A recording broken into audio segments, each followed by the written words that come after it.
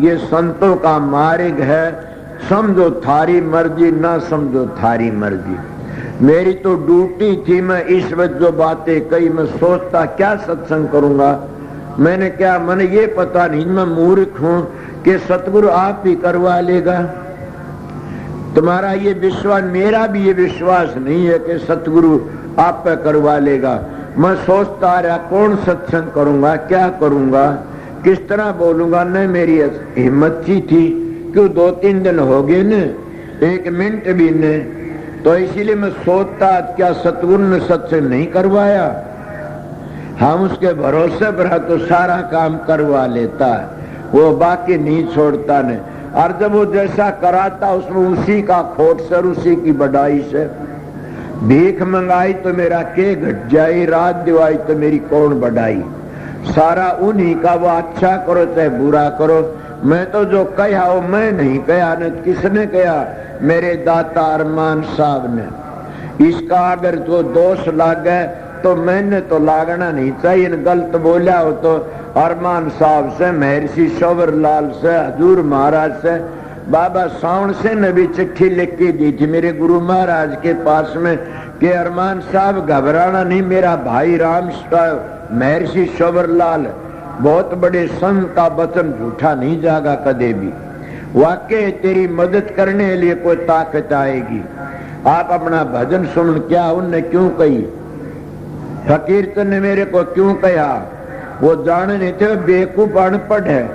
महाराज जी क्यों कहे गए, मैंने पता नहीं। वो जो कहते हैं मैं बोल देता हूँ, वो तो एक मेरा आर्डर देते मैं बोल देता। मेरा न कोई बुरा है न कोई भला है, जो अच्छा वो उनका, बुरा वो उनका। मैं तो आप लोगों सीधी बता दी, एक पटा बांध दो, पटे कारण आपको आगे बोलता हूँ। जिसका मोहर लग जाती है कागज के ऊपर, मनिस्टर की कागज की कदर हो जाती है, और कोरे कागज की कदर नहीं होती न। और उस कागज के ऊपर मनिस्टर की मोहर लग गई तो सोचो उस कागज की कितनी कदर होती है, ठिकाना है कोनी। इसीलिए सतगुरु ने मोहर ला दी थी। बस उस मोहर के कारण आप लोग मेरे पास आ जाते हो। मैं तो तुम्हारे जैसा हूँ, कुछ नहीं जानता न। मैं जानू उदन बात करना, जब मैं पल्ले बोझ की अपने घर चला जा, उदन बढ़ाई करना सतगुरु की। मैं मेरे सतगुरु की बढ़ाई करता हूँ बार बार कि मेरा सतगुरु बीमार नहीं है, दुखी नहीं पाए, शांति तरह विशुद्ध उदास रहे। उन्होंने बड़ा भारी काम किया, तो आज बढ़ाई करता और जिंदगी बढ़ाई करूँ, कह रहा के बखत आ जा। इसीलिए मैं मिसाल याद जाएगी। एक लड़की जमींदार की पानी पियाने के लिए जा रही थी, अपनी भैंस को काटने का पुंजड़ पकड़ रखा।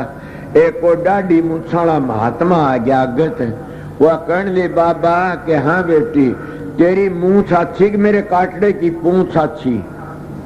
सोचो क्या कहती, मेरे काटने की पूंछ अच्छी तेरी मूछ अच्छी। बोला बेटी फिर बताऊंगा, कदे बखता होगा। बोला अच्छा बाबा फिर बता दिए। वो महात्मा बीमार हो गया, जब टोला छोड़ने की तैयारी हुई, वो लड़की को बात याद आई, बाबा ने ये कहा था फिर बताऊंगा। वो तो मरने वाला हो रहा से, उसका दौरे जा सो पूछूंगी कि तेरी मुंह छाछी काटड़ी मुंह छाछी। वह भाज किस धरी गई, खड़ी बंदगी करी, कहने हाँ बेटी। बोले बाबा जी वो बात याद है? बोले हाँ बेटी याद है, पूछ मैं जाने वाला हूँ। बोली ये बताओ तो मेरे काटड़ी पूंछ अच्छी तेरी मुंह छाछी। बोले तेरे काटड़ी पूंछ क्या अच्छी है, गोबर में भरी रहती है, मूत्र में भरी रहती है, मेरी मुंह छाछी है बेटी। तो बोले महात्मा जी उद्दन नहीं बताई। बोला उद्दन उम्र मेरी बाकी रह रही, कह कोई यहाँ मूत्र में भर जा, कह कोई यहाँ गोबर में भर जा। कई कई लोगों ने अपना ब्रह्मचर्या पालन कर करके फिर गोबर में भर जाती हैं, कई कईयों को अपना बुढ़ापा मान की डग जाते हैं। इसीलिए क्या पता किस वक्त में क्या बातें आ जाए और मैं गिर जाता तो मेरी मूछों की क्या कदर थी। आज बेटी मैं शांति तक जाता हूँ, मेरी मूछों की कदर है। ए प्रेमियों सत्संगियों, मैं शांति तक चला जा, पल्ले बोझ के उदन कह देना कि हमारा सतगुरु पूर्ण था। इतने तो बढ़ाई की जरूरत ही नहीं है। क्यों? क्या पता कितनी लहरें आती हैं। मोहम्मद साहब बुढ़ापे मानकी ने औरत की खातिर दाढ़ी मूछ कटवा ली।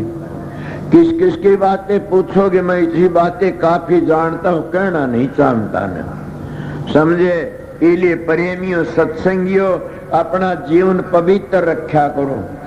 और अभ्यास में बैठा और तुम 15-20 मिनट भी सवेरे बैठ लोगे, सारे दिन शांति रहती है और बड़ा भारी आनंद आता। क्यों? इंद्री उस वक्त एकदम शांति तो उठती है और उसमें कोई चिंता नहीं होती न। इसलिए सवेरे का साधन, ध्यान, भजन, सुमरण सब न पवित्र बता। इसको ब्रह्म बेला कहते हैं, ब्रह्म मुहूर्त कहते हैं।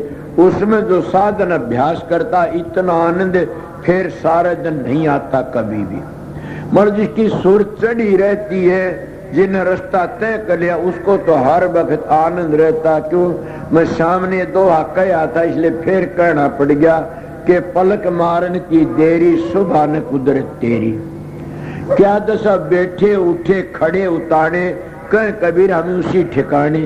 वो तो उसी ठिकाने ही रहता हर वक्त, उसका सुमरण का तार नहीं टूटता न, और उसका वो लगाव हर वक्त बना रहता। किस तरह?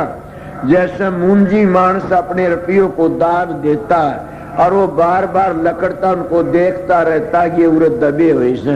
इसी तरह तुम मुंजी बन जाओ और राम नाम को अपना धन बना लो, फिर देखो कितने भागी सो तुम लोग। तुम मुंजी बन जाओ, राधा स्वामी नाम को हीरे मोती बना लो। हीरे मोती तो मट्टी है, ये राधा स्वामी नाम मट्टी नहीं है, तो एक चीज है, कोई अमृत्यारण के लिए। मर्द में थोड़ी मिसाल दे की बताई से, इसीलिए तुम देखो फिर तुम्हारी दृष्टि जैसे कंगाल की लोभी की उसके ऊपर रहती हीरे मोतियों पर, इस तरह तुम अपनी वृत्ति को उस नाम पर टिका लो, तिर जाओगे, उम्मीद हो जाओगे एक दिन। मैं तो थोड़ी बातें बताई, पता नहीं उस सतगुरु ने क्या आर्डर दिया और क्या कहा। अब मैं क्या बताऊं आप लोगों को। अब बिनती पर आज क्या टाइम हो गया? 6 बज गए। हाँ 6 बज गए। आज तो घड़ी तेज चली हुई फिरता। मैं तो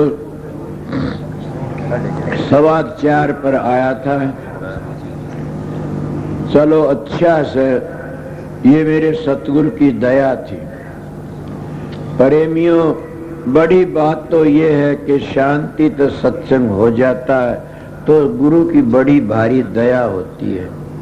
इतना शांति तो कल भी परसों भी इतना संगत आई हुई थी और बड़ी शांति तो सत्संग होया और शांति रहेगी तुम्हारे दरबार में। दरबार में मेरे सतगुरु की दया बनी रहेगी, तुम्हारे दरबार में मालिक शांति रखेगा। मैं तो कुछ हूँ